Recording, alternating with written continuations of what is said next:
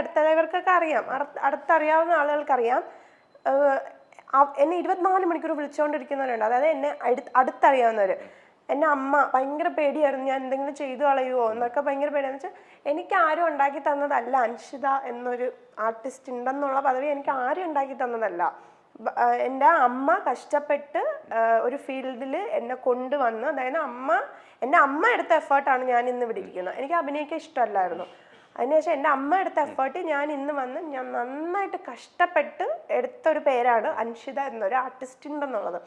അതുകൊണ്ട് എനിക്ക് നാട്ടുകാരെല്ലാം ബോധിപ്പിക്കണ്ട, എനിക്ക് എന്നെ അറിയുന്ന ആളുകളെ ബോധിപ്പിച്ചാൽ മതി. എൻ്റെ അമ്മയൊക്കെ എന്നെ വീട്ടിൽ നിന്ന് വെച്ചാൽ ആരും വിശ്വസിക്കില്ല, എത്രയും വലിയ പ്രശ്നം നടക്കുക. വിളിച്ചാൽ എൻ്റെ ബ്രദർ എല്ലാവരും എന്നെ വിളിച്ചിട്ട് എന്നോട് പറഞ്ഞു, നീ എന്താണെന്ന് ഞങ്ങൾക്കറിയാം, നീ ഒരാണിനോട് എങ്ങനെ മിണ്ടും, നീ എന്താണെന്ന് ഞങ്ങൾക്കറിയാം, അതുകൊണ്ട് അത് വിട്ടേക്ക് എന്നേ പറഞ്ഞിട്ടുള്ളൂ. അല്ലാതെ എൻ്റെ അടുത്ത് ഒരു ചോദ്യം അതിൻ്റെ അപ്പുറം ഇപ്പുറം ചോദിച്ചിട്ടില്ല. പിന്നെ എൻ്റെ ഫ്രണ്ട്സ്, ഞാൻ എല്ലാ A to Z പറയുന്ന ഫ്രണ്ട്സ്, മീൻചേട്ടൻ, മാൻവി, ഇവള്, ഇപ്പൊ കണ്ടു, ഞങ്ങൾ എല്ലാ കഥയും പറയും. അന്ന് കണ്ടതും തൊട്ട് ഇന്ന് കണ്ടതും എല്ലാ കഥയും ഞങ്ങൾ പറയും. അതാണ്. അപ്പം അവർക്കെല്ലാം അറിയാം എന്താന്നുള്ളത്. ഞാൻ എൻ്റെ അമ്മയോട് പറഞ്ഞിട്ടുണ്ടായിരുന്നു, ഉമ്മി ഇത് എനിക്ക് ചെറിയ ചെറിയ ഇഷ്യൂസ് നടക്കുന്നുണ്ട്, എന്നെ ഫോൺ ചെയ്ത് വളരെ മോശമായി സംസാരിക്കുന്നുണ്ട് എന്നൊക്കെ പക്ഷെ നമുക്കൊന്നും ഈ ക്രിമിനൽ മൈൻഡ് ഇല്ല, ഇതൊക്കെ റെക്കോർഡ് ചെയ്ത് വെക്കണമെന്നുള്ള ബോധം എനിക്കില്ല. ഞാൻ ഇന്ന് നിങ്ങൾ ഓരോരുത്തരോട് ഞാൻ പറയാം, ദയവ് ആരടുത്ത് സംസാരിച്ചിട്ട് റെക്കോർഡ് ചെയ്ത് വെക്കുക. എനിക്ക് അന്ന് ഈ ബോധമൊന്നും ഇല്ല ചേട്ടാ, വളരെ സത്യസന്ധമായിട്ടല്ല. ഇതിനെ വരെ നിങ്ങളിന് നെഗറ്റീവ് ആക്കിയാലും എനിക്കൊരു പ്രശ്നവും ഇല്ല, ഇതിൻ്റെ അപ്പുറം ഞാൻ താണ്ടി വന്ന ആളാണ്. സത്യം പറഞ്ഞാൽ നമ്മൾ റെക്കോർഡ് ചെയ്ത് വെക്കണം. അതായത് ഇങ്ങനത്തെ സംസാരങ്ങൾ വരുമ്പോൾ ഉറപ്പായിട്ട് നമ്മൾ റെക്കോർഡ് ചെയ്ത്, പ്രത്യേകിച്ച് ആണുങ്ങൾ റെക്കോർഡ് ചെയ്ത് വെക്കണം. പക്ഷെ ഞാൻ ഞെട്ടിപ്പോയെന്ന് ഈ എഡിറ്റിംഗ് വേർഷൻ കേട്ടപ്പോൾ ഞാൻ ഞെട്ടിപ്പോയി. എനിക്കറിയില്ല ഇനി എന്തൊക്കെ എഡിറ്റിംഗ് വേർഷൻസ് തരുമെന്ന് വെച്ചാൽ, പറഞ്ഞ സാധനങ്ങളെ വെട്ടി ഞാൻ പറഞ്ഞത് മാത്രം വിട്ട് അങ്ങനെയാണ് അത് വെളിയിൽ വന്നിരിക്കുക. എനിക്കറിയാലോ, ഞാൻ സംസാരിച്ച സാധനം എനിക്കറിയില്ലേ, ഇനി ഞാൻ സംസാരിക്കാത്ത സാധനം എനിക്ക് വരുമോന്നൊന്നും എനിക്കറിയത്തില്ല. ടെക്നോളജി അത്ര വളർന്നിരിക്കുന്നു. പിന്നെ കുഴപ്പമില്ല, പക്ഷെ കാണും, ദൈവമുണ്ട്. അതുകൊണ്ട് ഞാൻ എല്ലാം ദൈവത്തിന് വിട്ടു. ഞാൻ എപ്പോഴും പറയാനുണ്ട്, ദൈവം എനിക്ക് തരുന്നത്, എൻ്റെ ലൈഫിലെ ഓരോ സാധനവും എനിക്ക് ഏറ്റവും പെർഫെക്റ്റ് ആയിട്ടുള്ളത് ദൈവം എനിക്ക് തന്നിട്ടില്ല ഇന്നേ വരെ. കൂടെവിടെ ചെയ്യുന്നതിന് മുമ്പേ ഞാൻ ചെറിയ ചെറിയ ക്യാരക്ടേഴ്സൊക്കെ ചെയ്തിട്ടുണ്ട്. കൂടെവിടെ ചെയ്യുന്നതിന് മുമ്പേ ഏഷ്യാനെറ്റിൽ എന്നെ ഒരു മെയിൻ സീരിയലിലെ നായികയായിട്ട് വിളിച്ചു, അതെൻ്റെ കയ്യിൽ നിന്ന് പോയി. പക്ഷേ ഞാൻ ഇന്ന് ചെയ്യുന്ന കൂടെവിടെയാണ് ഏറ്റവും ബെസ്റ്റ് അതാണ്. ആ സീരിയലിനെ വെച്ച് നോക്കിയാൽ ഏറ്റവും ബെസ്റ്റ് കൂടെവിടെയാണ്. അപ്പം ദൈവം എനിക്ക് ബെസ്റ്റാണ് തന്നത്. അതെനിക്ക് ചെല്ലമ്മ എന്ന് വെച്ചാൽ ഞാൻ പറഞ്ഞില്ലേ, നമ്മുടെ വളർച്ച ഇഷ്ടമില്ലാത്ത ആളുകളുണ്ട്. അപ്പം അവർ നമ്മളെ കിട്ടിയ അവസരത്തിൽ ചവിട്ടി താഴ്ക്കുക എന്ന് പറയില്ലേ, അല്ലാതെ ഞാൻ നോർമലായിട്ടിരിക്കുമ്പോൾ എന്നെ അവർക്ക് ചവിട്ടി താഴ്ക്കാൻ പറ്റത്തില്ല. അപ്പം ആ ഒരു ഇതിൽ അവർക്കറിയാം മെൻ്റലി ഇവള് വീക്കാണ് എന്നുള്ള ടൈമിൽ മെൻ്റലി കുറച്ച് എന്നെ ഒന്നും കൂടി വീക്കാക്കാൻ നോക്കി, പക്ഷെ വിട്ടുകൊടുത്തില്ല. എത്രയൊക്കെ നമ്മൾ ബോൾഡാണെന്ന് പറഞ്ഞാലും ആ സമയത്ത് നമ്മൾ ഒരുപാട് എത്ര ബോൾഡാന്ന് പറഞ്ഞാലും എല്ലാവരും മനുഷ്യന്മാരാണ്.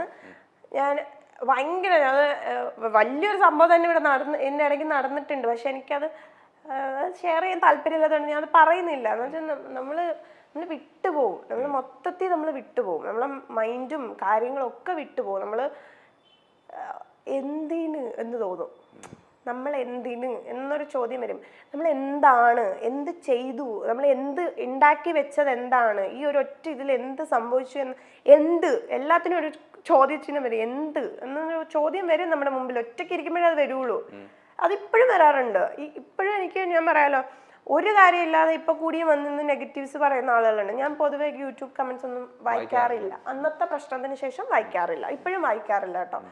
അപ്പം ചില സാധനങ്ങൾ എനിക്ക് ആരെങ്കിലും ചിലപ്പോൾ എടുത്ത ഇത് കണ്ടോ, നീ അതങ്ങ് ഡിലീറ്റ് ചെയ്തേക്ക് എന്നും, എൻ്റെ ഇൻസ്റ്റയിൽ വരുന്ന ഡിലീറ്റ് ചെയ്തേക്ക് എന്നും പറഞ്ഞിട്ട് വരും. പക്ഷെ ഞാൻ ഒരു പ്രൊഫൈൽ എടുത്ത് നോക്കും, ഫോട്ടോ ഉണ്ടാവില്ല, ഒന്നും ഉണ്ടാവില്ല, അപ്പം ക്രിയേറ്റ് ചെയ്തതായിരിക്കും. അതൊരു തരം നരമ്പ് രോഗം എന്ന് പറയാം. അങ്ങനത്തെ രോഗികളാണ് വന്നിരുന്ന് വളരെ മോശമായിട്ടുള്ളത് പറയുന്നത്. അപ്പം എനിക്ക് മനസ്സിലായി, നമ്മളൊക്കെ നല്ല പണിയെടുത്ത് ജീവിക്കുമ്പോൾ ഒരു പണിയെടുക്കാതെ ജീവിക്കുന്ന ഇങ്ങനെ കുറേ ആളുകൾക്ക് ഒരു സുഖം, ഒരു മനസ്സുഖം. ഒന്നുമില്ലാത്ത ഫോട്ടോ എടുത്ത് വെറുതെ വലിച്ചു വീർപ്പിച്ച് പലതാക്കുക, എന്നിട്ട് അതിന് കമന്റ് ഇടുക, എന്നിട്ട് നമ്മൾ ആരെങ്കിലും ഒന്ന് തോളിലൊരു ആണിന്റെ തോളിൽ കൈയിട്ടാൽ അതിനെ വേറെ ആയിട്ട് പറയുക. സുഖിക്കുന്നവരുണ്ട് അങ്ങനെ. ഞാൻ പക്ഷെ അങ്ങനെ സുഖിക്കുന്ന ആളല്ല. ഉറപ്പായിട്ടും. പക്ഷെ ഞാൻ പറയുന്ന ഒരൊറ്റ കാര്യമുള്ളൂ, അത് കുറച്ചെങ്കിലും കോമൺ സെൻസ് ഉള്ളവർ തലയിൽ എടുക്കുക. ഒരിക്കലും ഒരു ആള് പറയുന്നത് കേട്ട് അവരെ വിശ്വസിച്ച് മറ്റുള്ളവരെ ജഡ്ജ് ചെയ്യാതിരിക്കുക. നിങ്ങൾ വിചാരിക്കുന്നതല്ല ഈ ലോകം, നിങ്ങൾ വിചാരിക്കുന്നതല്ല ആളുകൾ. ഞാൻ എൻ്റെ ലൈഫിൽ കണ്ടു അഭിനയിക്കാൻ, ലൈഫിൽ അഭിനയിക്കുന്ന കണക്ക് അവർ ചെയ്യുന്ന ഒരു തൊഴിൽ അവർ അഭിനയിക്കില്ല. എനിക്ക് തോന്നി മലയാളികളുടെ എപ്പോഴത്തെയും പ്രശ്നം, അതായത് ഒരു ഏതെങ്കിലും ഇഷ്യൂ ഉണ്ടായി കഴിഞ്ഞാൽ ഒരു ഭാഗം മാത്രം കേട്ട് അപ്പൊ തന്നെ ഒരു പ്രതികരണം എഴുതുക അല്ലെങ്കിൽ പോസ്റ്റ് ഇടുക. അല്ല ഏട്ടാ, അതാ ഞാൻ പറഞ്ഞത്, ഞാൻ പോലും അങ്ങനെ ആയിരുന്നു. അതാ ഞാൻ പറഞ്ഞത്, നമ്മളൊരു ന്യൂസ് കാണുമ്പോൾ ഒരു പെൺകുട്ടിയെ ഒരു ആൺ ചെറുക്കൻ ഇങ്ങനെ ചെയ്തു, അല്ലെങ്കിൽ ആൺകുട്ടിയെ ഒരു പെണ്ണ് ഇങ്ങനെ ചെയ്തു എന്ന് പറയുമ്പോൾ നമ്മൾ അതിൽ ആരാണോ കുറ്റം ചെയ്തതെന്ന് പറയപ്പെടുന്ന ആളാ നമ്മൾ മൊത്തത്തില് പറയും. ഇവരെന്ത് ബോറാ, ഇവൻ ഇങ്ങനെയൊക്കെ ചെയ്യാൻ കൊള്ളാം, എന്നാലും ആ പെങ്കൊച്ചിനെ എങ്ങനെ, അല്ലെങ്കിൽ പെങ്കൊച്ചിനെ കാണാൻ സുന്ദരി പെങ്കൊച്ചി, ഈ ചെറുക്കൻ എന്തായിരുന്നു, അല്ലെങ്കിൽ ഈ ചെറുക്കനെ കാണാൻ എന്ത് നല്ലതാ ഈ പെങ്കൊച്ചി ഇങ്ങനെ ചെയ്ത്. അതൊന്നും അല്ല, അവർക്കിടയിൽ നടക്കുന്നത് നമുക്ക് അറിയത്തില്ല. അത് അറിയാത്ത കാര്യത്തെ ഇപ്പൊ തലയിടാതിരിക്കുക. എന്തിനാണ് മറ്റുള്ളവരുടെ ലൈഫിൽ തലയിടുന്നത്? വേറെ എന്തൊക്കെ കാര്യങ്ങളുണ്ട്? എനിക്ക് ഇങ്ങനെ തലയിട്ടാണ് ഇന്ന് നമ്മുടെ സമൂഹത്തിൽ പല പ്രശ്നങ്ങളും ഇപ്പം ഉണ്ടായിക്കൊണ്ടിരിക്കുന്നത്.